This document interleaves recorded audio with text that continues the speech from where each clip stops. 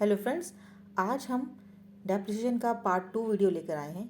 और depreciation part 1 के अंदर कुछ क्वेश्चंस थे, कुछ अच्छे क्वेश्चंस थे, कुछ न्यूमेरिकल्स थे, कुछ थ्योरीज पार्ट थे। आज की वीडियो में भी थ्योरी पार्ट है, न्यूमेरिकल्स हैं। तो स्टार्ट करते हैं वीडियो। पहला क्वेश्चन है, depreciation will arise because of. Depreciation क्यों लगाते हैं हम, क्यों अराइज करते हैं? तो देखिए, जब हम डेप्रिसिएशन की बात करते हैं तो हमें पता है कि हमारा शेयर किस पे लगता है, ओनली फिक्स एसेट के ऊपर हमारा डेप्रिसिएशन लगता है। किसके ऊपर लगता है? फिक्स एसेट के ऊपर। और फिक्स एसेट पे क्यों लगता है कि जो भी हम मशीनरी या कोई भी हम ऐसी फिक्स एसेट यूज़ कर रहे हैं तो उसको हर साल वो क्या हो रहा है, डेप्रिशिएट हो रहा है, यानी उसकी वैल्यू रिड्यूस हो रही है। किसकी वजह से? उसको यूज़ करने की वजह से। किसकी वजह से? उसको यूज़ करने की वजह से उसकी डेप्रिशिएशन जो वैल्यू है वो रिड्यूस हो रही है। साल दर साल वो वैल्यू डिक्रीज पे जाती जा रही है, रिड्यूस होती जा रही है। तो ऐसे जब हम बात करते हैं कि डेप्रिसिएशन की बात करें तो डेप्रिसिएशन हमेशा ये ध्यान रखिएगा, रिड्यूसिंग किसको? फिक्स एसेट की वैल्यू को रिड्यूस करता है। राइट, फिक्स एसेट की वैल्यू को रिड्यूस करता है, ये बिल्कुल ध्यान रखिएगा। तो जो इसका आंसर होगा वो क्या होगा? इसका आंसर होगा हमारा वियर एंड टीयर। हम इसको यूज़ कर रहे हैं और उसका जो भी रिपेयरिंग है, उसका जो घिस रहा है, ये यूज़ करते हुए उसको जो हम घिस रहा है उसको हम डेप्रिसिएशन लगा के उसका प्रोविजन बनाते हैं। राइट, नेक्स्ट करते हैं। नेक्स्ट क्वेश्चन है, the loss on sale of an asset is debit to. जब हम लॉस की बात करते हैं, फिक्स एसेट की लॉस की बात करते हैं, तो ध्यान रखिएगा, जब हम मशीनरी अकाउंट बनाते हैं, किस बनाते हैं? Machinery account. तो हम क्या लिखते हैं? By loss. क्या लिखते हैं? By loss. और हमें पता ही है कि लॉस क्या होता है। हमारे जो रूल्स हैं उसमें लॉस क्या होता है, आपको याद होगा। ऑल एक्सपेंसेस एंड लॉसेस क्या होता है? डेबिट होता है। राइट, तो हमारे पास हमेशा P&L में जाता है लॉस। देखिए इधर आएगा P&L में। तो हम क्या लिखते हैं? By loss on sale of machinery या बाय लॉस ऑन फर्नीचर। जो भी हम लिखते हैं तो हम बाय लॉस कहाँ लिखते हैं? क्रेडिट साइड में। और जब हम P&L की बात करेंगे तो ये किस में जाएगा? डेबिट साइड में। तो हम P&L की बात करेंगे तो किस में जाएगा? वो डेबिट साइड में। तो हमारा जो लॉस ऑन सेल होगा P&L में किस में जाएगा? डेबिट साइड में। एक बार मैं और बता देती हूँ कि जब भी हम यहाँ पे प्रॉफिट एंड लॉस बनाएंगे, आप आगे चल के बनाओगे, तो यहाँ पे हम डेबिट लिखते हैं और यहाँ हम क्रेडिट लिखते हैं। राइट, और जब भी हम एक्सपेंस की बात करते हैं, किसकी बात करते हैं? लॉस क्या है? एक्सपेंस तो हो रहा है मेरे को, ठीक है। तो जब भी हम लॉस की बात करेंगे तो P&L में क्या जाएगा? देखिए, इनकम हमेशा क्या होती है? यहाँ होती है, इनकम यहाँ जाती है, और एक्सपेंस यहाँ जाते हैं, डेबिट होते हैं। एक्सपेंस ऑलवेज डेबिट, और क्रेडिट क्या होती है? All incomes. तो इससे भी हमें पता लगता है कि इन जो लॉस है वो कहाँ जाएगा? हमारा डेबिट साइड। राइट, इसको हम रब कर देते हैं। तो इसका आंसर क्या होगा हमारे पास? इसका आंसर हमारे पास होगा profit and loss account. Right, next करते हैं। नेक्स्ट क्वेश्चन बोला diminishing value method. Diminishing value method यानी WDV या DM, दोनों एक ही बात है। यानी वैल्यू को रिड्यूस कर रहा है। एक फिक्स परसेंट की बात कर रही हूँ, फिक्स परसेंट की बात कर रही हूँ। डेप्रिसिएशन हमेशा फिक्स परसेंट पे होता है, लेकिन इसकी वैल्यू रिड्यूस होती जाती है। जैसे हमने 2 लाख की कोई मशीनरी खरीदी, राइट, और इस पर मैंने 10% का डेप्रिसिएशन लगाया, तो इसकी वैल्यू कितनी होगी? 20,000 डेप्रिसिएशन। और जो हमारी मशीनरी की वैल्यू कितनी रह गई? 1,80,000। अगली बात समझ में? यानी ये हर साल इस वैल्यू को रिड्यूस करता जाएगा। 2 लाख से 1,80,000 हो गया, फिर 1,80,000 से ये 1,62,000 रह जाएगा। राइट, तो यानी ये वैल्यू रिड्यूस होती जाएगी। तो अगर WDV की बात करते हैं तो हमेशा रिड्यूसिंग वैल्यू के ऊपर डेप्रिसिएशन लगता है, फिक्स्ड लगता है। क्या लगता है? फिक्स्ड लगता है। और WDV के ऊपर सिर्फ जो वैल्यू होती है वो रिड्यूस होती जाती है। राइट, तो इस बात को करेंगे, ध्यान रखिएगा। इसको मैं रब कर देती हूँ। अब हम क्वेश्चंस को पढ़ लेते हैं, जो उसका आंसर होगा, उसका जो बेस्ट क्लोज आंसर होगा वो हम देखते हैं क्या है।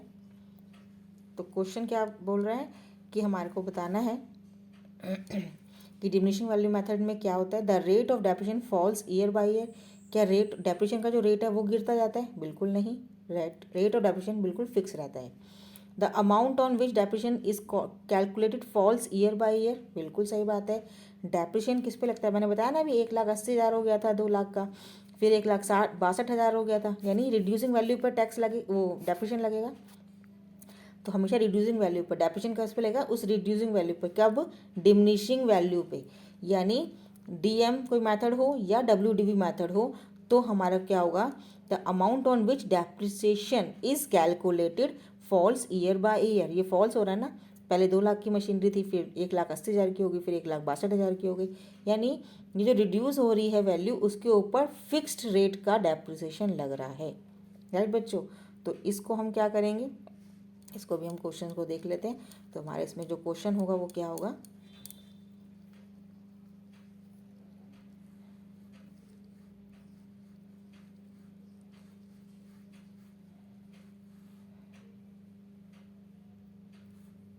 द रेट ऑफ अमाउंट, ठीक है, क्योंकि द रेट ऑफ, अगर हम नेक्स्ट पढ़ते हैं the rate as well as the amount applied fall year by year, तो क्या रेट भी गिर रहा है और अमाउंट भी गिर रहा है, नहीं, रेट फिक्स रहता है।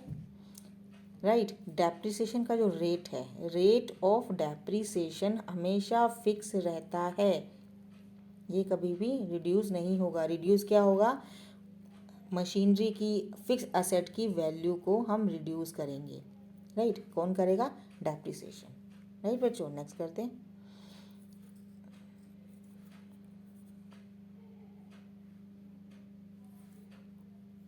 नेक्स्ट क्वेश्चन बोल रहा है, ये गलती से यहाँ पे डिमिनिशिंग बना दिया, यहाँ पे हमारा स्ट्रेट लाइन आएगा। तो हम बात करते हैं SLM मेथड की, यानी straight line method. Straight line method में हमेशा देखिए ओरिजिनल जो वैल्यू होती है ना उसी के ऊपर लगता है। बच्चों डेप्रिसिएशन का जो चैप्टर है वो आपको गो थ्रू करना पड़ेगा अच्छे से पहले, तभी MCQ निकल के आते हैं। तो आपको डेप्रिसिएशन की जो वीडियोस है मैं आपको डिस्क्रिप्शन बॉक्स में लिंक डाल दूंगी, आप उसको एक बार अच्छे से उसको रीड आउट करना, अच्छे से समझना, उसके बाद हम MCQ क्वेश्चंस को करना, तो आपको बहुत ईजिली समझ में आ जाएंगे। आती है बात फोर्थ क्वेश्चन पे कि SLM मेथड में जो होता है वो क्या होता है, ओरिजिनल वैल्यू के ऊपर हमारी कॉस्ट लगती है। जैसे हमने 2 लाख की कोई मशीनरी खरीदी, उसके ऊपर 10% हमारा डेप्रिसिएशन लगा, तो यानी 2 लाख कितना हो गया, 20,000 मेरा डेप्रिसिएशन हो गया।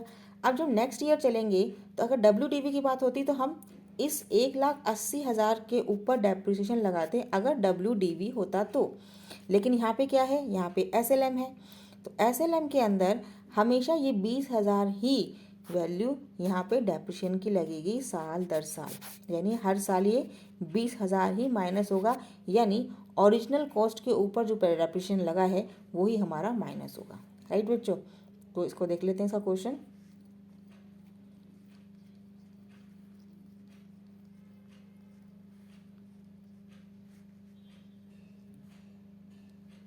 तो क्वेश्चन क्या बोल रहा है कि depreciation is charge on a fixed percentage on the book value, नहीं जी, बुक वैल्यू पे तो नहीं होता है, किस पे होता है, ओरिजिनल के ऊपर, तो फिक्स्ड रेट होता है ओरिजिनल कॉस्ट के ऊपर, बिल्कुल ठीक बात है, तो इसका बी होगा। Original cost of asset but the depreciation rate is changes, कि ओरिजिनल कॉस्ट के ऊपर लगेगा और डेप्रिसिएशन रेट चेंज होता है, अभी मैंने बताया कि डेप्रिसिएशन रेट कभी भी चेंज नहीं होता, तो इसका आंसर क्या होगा, बी, ओरिजिनल कॉस्ट के ऊपर SLM मेथड में, इसमें SLM मेथड में ओरिजिनल कॉस्ट के ऊपर ही डेप्रिसिएशन हर साल लगता जाएगा, एक बार लिख दिया उसको ही हमें हर साल माइनस करना है। राइट, नेक्स्ट करते हैं।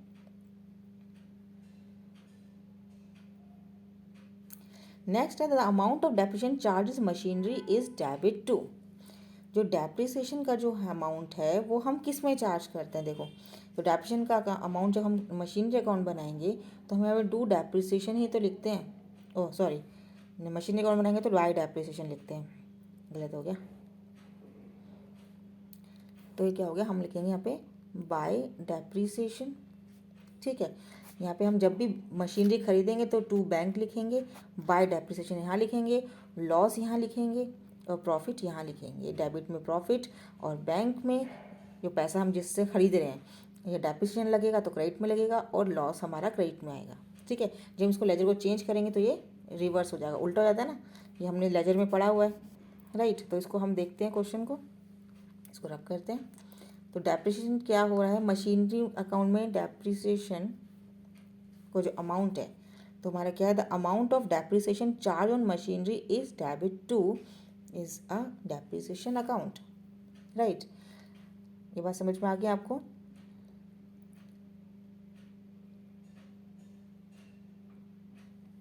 नेक्स्ट क्वेश्चन करते हैं, which of the following factor affect the amount of depreciation? कौन सा फैक्टर है जो डेप्रिसिएशन के अमाउंट को अफेक्ट करता है? तो देख लेते हैं कौन सा फैक्टर है। कॉस्ट ऑफ एसेट बिल्कुल करता है, कॉस्ट ऑफ एसेट बिल्कुल करता है, एक्सपेक्टेड लाइफ भी करता है, एक्सपेक्टेड रिड्यूसल वैल्यू भी करता है। नन ऑफ दिस तो आएगा नहीं यहाँ पे तो सब ऑल ऑफ दीज है। तो यहाँ पे हमारे पास क्या आएगा? All of these, right. तो यहाँ पे हमारे पास जो आंसर होगा वो क्या होगा? All of this. देखो जब भी हम डेप्रिसिएशन का निकालते हैं ना, ये ध्यान रखिएगा, जब भी हम अगर डेप्रिसिएशन नहीं दिया होता है और डेप्रिसिएशन का परसेंटेज या डेप्रिसिएशन अमाउंट निकालना होता है, क्या निकालना होता है? डेप्रिसिएशन अमाउंट निकालना होता है।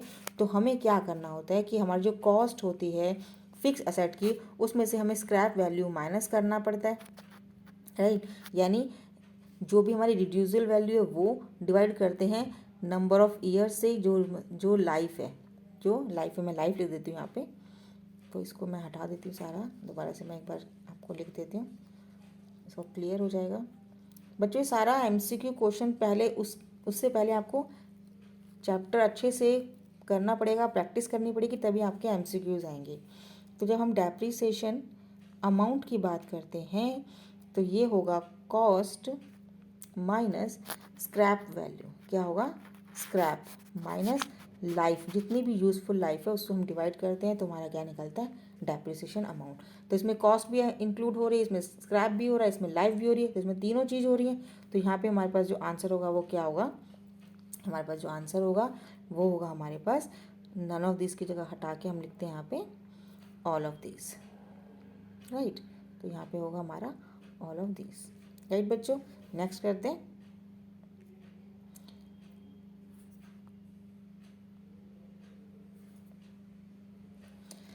नेक्स्ट बोल रहा है depreciation charge on fix asset is.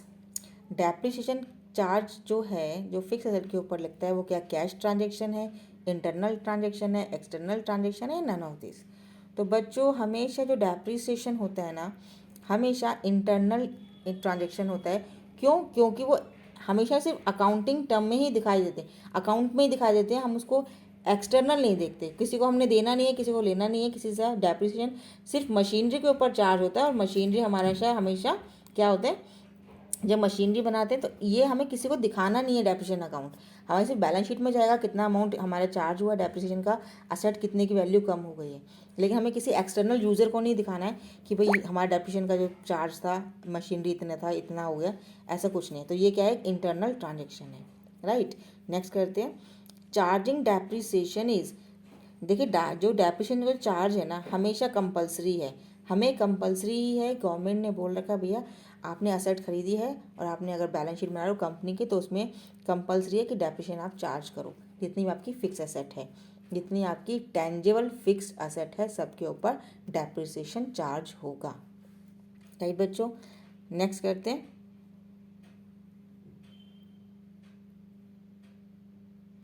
Next question बोल रहा है डेप्रिसिएशन क्या है?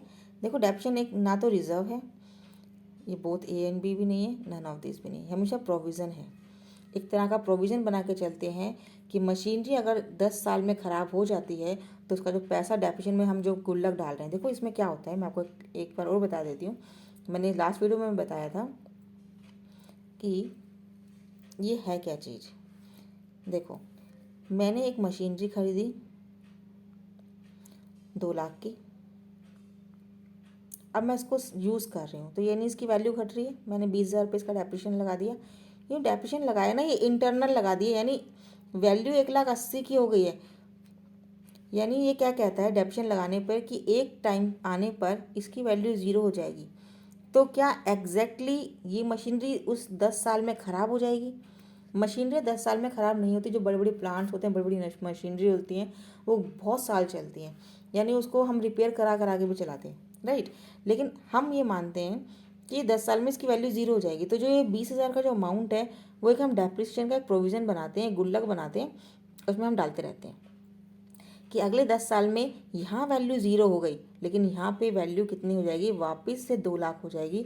यानी इंटरनल हो रही है, ये यहाँ से यहाँ जा रहा है, इंटरनल है, सिर्फ ये अकाउंट्स में दिखा रहे हैं, कोई ऐसे बाहर बैंक में जाके या किसी और को दे रहे हैं कि डेप्रिसिएशन में डाल लो पैसा, ऐसा नहीं है। अकाउंट, एक अकाउंट से दूसरे अकाउंट में ट्रांसफ़र हो रही है एंट्री, बस। यहाँ पे अकाउंट में डेप्रिसिएशन का 2 लाख रुपए इकट्ठा हो गया, अब हम इसको यूज़ कर सकते हैं, राइट। इतना सही सिर्फ इसका प्रोविज़न का पार्ट है।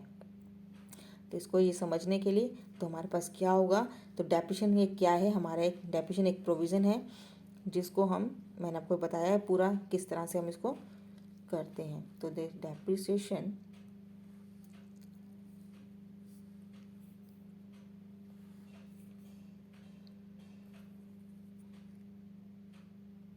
Is a provision, depreciation is a provision, right. Next करते हैं। ध्यान से देखिएगा बच्चों, बहुत अच्छे क्वेश्चंस हैं और छोटे छोटे क्वेश्चंस हैं, बहुत इजी क्वेश्चन है, आपको समझ में अच्छे से आ जाएंगे। नेक्स्ट क्वेश्चन बोल रहा है एन एसेट वाज परचेज्ड, कितने की है, 5 लाख की परचेज हुई है, as per reducing balance method, method मतलब WDV, रिटर्न डाउन वैल्यू या डिमिनिशिंग वैल्यू, जो वैल्यू कम होती जा रही है साल दर साल। 20% डेप्रिसिएशन चार्ज हो रहा है, कितना डेप्रिसिएशन चार्ज हो रहा है, 20%, राइट। तो वैल्यू जो हमारी है, अब इसने बोल रहा है what is the value of asset eight the end of 3 years, 3 साल के बाद डेप्रिसिएशन लगा के वैल्यू कितनी रह जाएगी एसेट की। तो बिल्कुल ईजी है, देख लेते हैं, देखो कैसे करना है। हमने कितने का अमाउंट था, 5 लाख का। जो हमने मशीनरी खरीदी 5 लाख की, मैं आपको यहाँ पे लिख के दिखा देती हूँ।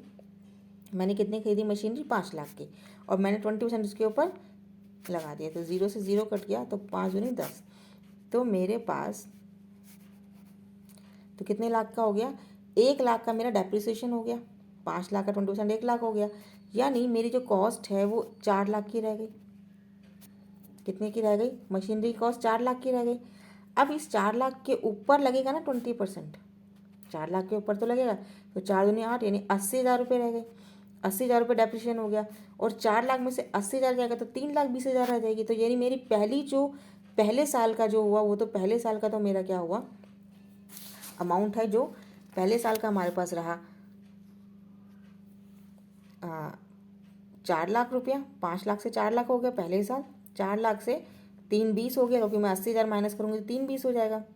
ठीक है, मैं यहाँ पे लिख देती हूँ। फिर मेरे पास 3,20 रह गया। अब इसका फिर 20% करूँगी तो कितना हो जाएगा, ये 3rd ईयर का है, क्योंकि 1st ईयर का, 2nd ईयर का, ये 3rd ईयर का, तो 32 दूनी 64। अब मैं इसको माइनस करती हूँ 3,20 में से 20%, तो 64,000 में माइनस करूँगी तो मेरे पास जो अमाउंट आएगा वो आएगा 2,56,000 रुपये। कितना आएगा अमाउंट, 2,56,000 रुपये। तो एक बार से दोबारा से देख लो इस क्वेश्चन को, बिल्कुल ईजी है, कंफ्यूज नहीं होना।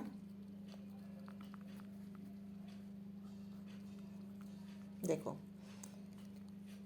WDV की बात करते हैं, अगर मैं WDV की बात करती हूँ तो 5 लाख की मशीन पे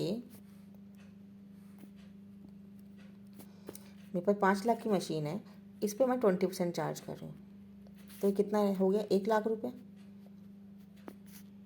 ठीक है, 1 लाख में माइनस करूँगी डेप्रिसिएशन तो कितनी वैल्यू रह जाएगी, 4 लाख, यानी पहले साल में मेरी वैल्यू कितनी रही, 4 लाख रुपये।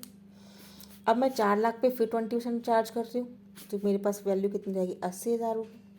डेप्रिसिएशन कितना हो गया, 80,000 रुपये, तो ये कितना हो गया, 3,20,000 रुपये। यानी दूसरे साल की मेरी वैल्यू कितनी रहेगी, 3,20,000 रुपये। फिर मैं 20% चार्ज कर रही हूँ इसके ऊपर, यानी 32 दूनी 64, यानी 64,000 रुपये लेस करूँगी तो 2,56,000 रुपये मेरी 3 साल के बाद जो हमारे पास आंसर आएगा वो कितना आएगा, 2,56,000 रुपये। इसमें 2,56,000 रुपये है नहीं, इसको यहाँ पे 4,56,000 होना चाहिए, राइट। तो इसको हम ठीक कर देते हैं, तो ये होगा हमारा, ये 0 रह गया, यहाँ पे 2,56,000 रुपये आना चाहिए, राइट। इसको मैं ठीक से लिख देती हूँ,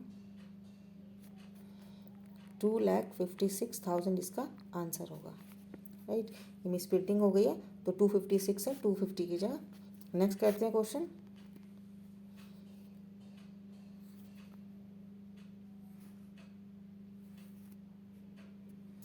नेक्स्ट क्वेश्चन बोल रहा है अब मशीनरी कॉस्ट कितनी है, 2 लाख रुपीज़। मशीनरी की कॉस्ट कितनी है, 2 लाख रुपीज़।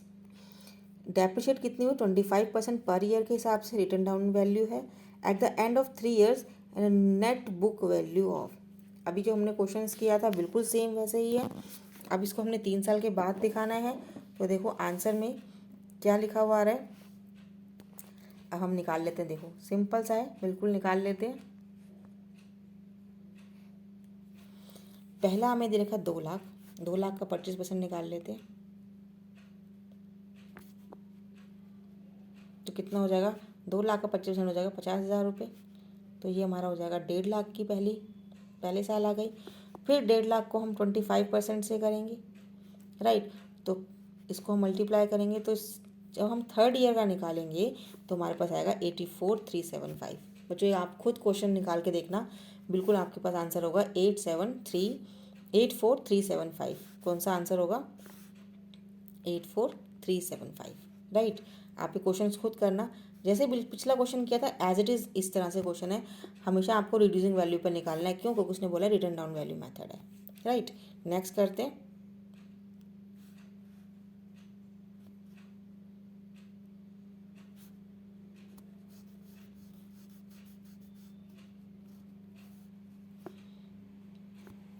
नेक्स्ट क्वेश्चन बोल रहा है अ मशीन परचेज 1 अप्रैल 2020 80,000 का, एक्सपेंस इनकर्ड हुए हैं, इंस्टॉलेशन हुआ है 20,000 का। आपको सबको पता है कि रिपेयरिंग इंस्टॉलेशन जब भी हम इंस्टॉल करते हैं, जब हम परचेज करते हैं उस टाइम पे ही वो सारे जो अमाउंट है, चाहे रिपेयरिंग का हो, चाहे कमीशन हो, चाहे इंस्टॉलेशन हो, सब ऐड हो जाता है।